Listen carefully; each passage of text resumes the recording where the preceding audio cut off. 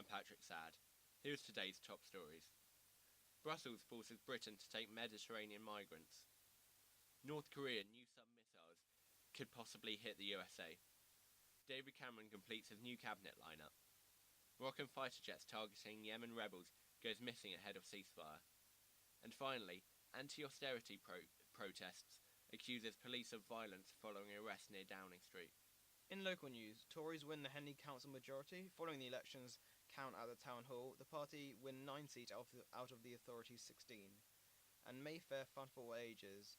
Last Monday, hundreds of people flocked to Mill Meadows for the Mayfair. Now, seeing as Henley Regatta qualifiers are coming up in just a few weeks, we would like to get people's views and opinions on what the events will occur. So here's Patrick Sadd with a local business.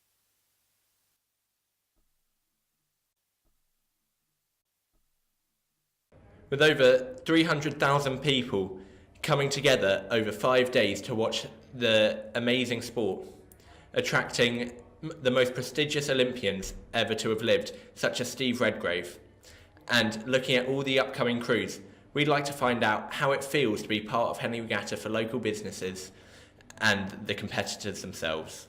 So here's Patrick with a local business down by the river. Cakes, and so we are really busy. Our opening hours normally are 8 till 5:30. Regatta we open at 7 and we don't close till 6 or 7, so they're long hours and busy all those hours. Thank you.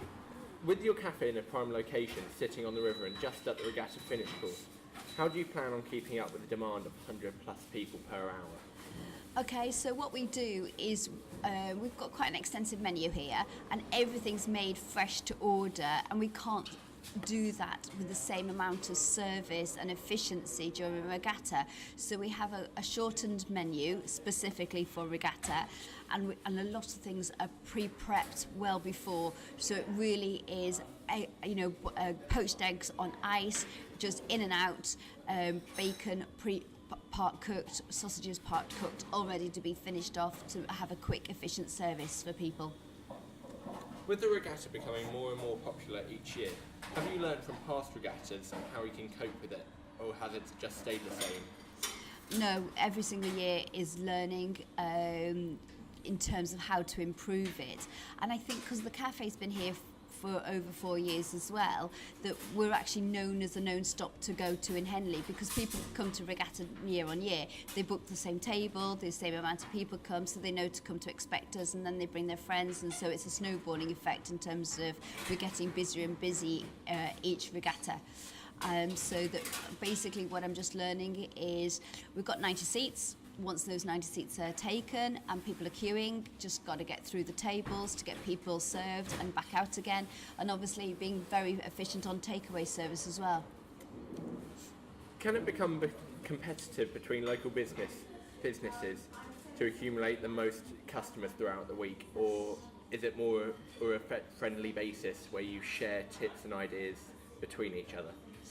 Yeah, do you know what? I tend to keep away from any rivalry kind of situations, Patrick. I'm the type of person that only really associates those people who work together as opposed to against each other.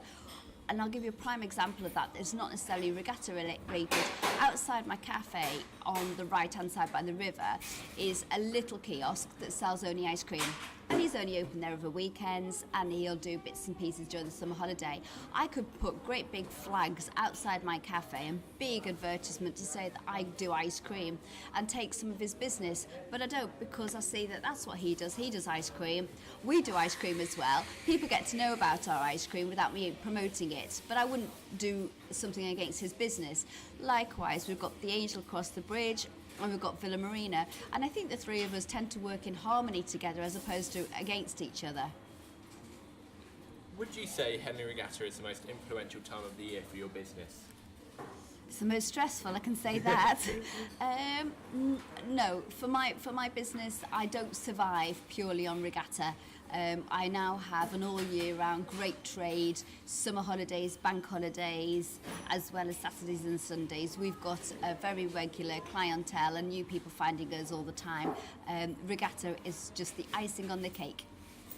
Well, thank you very much, Vivian. Thank you. Thank you, Patrick, and thank you, Vivian, from the Chocolate Cafe.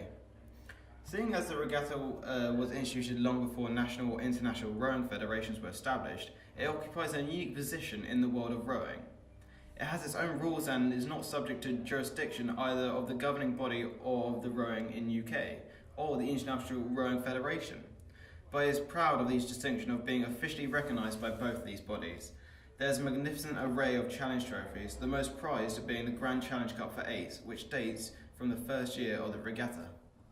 Here is Patrick with a single scull, Alex Ellis. We're finding out what his views and opinions are of the regatta. Over to Pat. Well, thank you very much, Vivian from the Chocolate Cafe.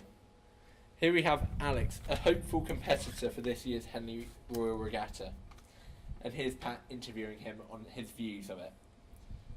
So Alex, as a competitor, have you seen the regatta in a different way to the spectators? I believe I have, Pat. I mean, now it's become a challenge and a lot of responsibility is placed on your shoulders. When I used to watch it when I was younger, it was a lot of fun, a great day out watching the boats, but now it's quite an enduring physical, mental challenge for me. Yeah, definitely. So, Henley Regatta, it brings in over 5,000 people a year. And why do you think it's become such a major event? Much like Royal Ascot, Henley Regatta has a lot of history about it, hence the Royal Regatta implying that it does have the history of Royal Ascot. Therefore, the fact that it is the oldest and one of the greatest boat races in the world, this is why it attracts such a large audience. I believe it was 50,000 last year. Wow, that's really impressive. So, I heard that it can be extremely hard to participate in the Henley Regatta. So how have you prepared for this huge opportunity? For this huge opportunity, I usually get up at 6 every morning and I go on a rowing machine for 3 hours. After I finish college, another 3 hours. On weekends, I try to average 18 kilometres on the Thames, trying to get to Maidenhead from Henley.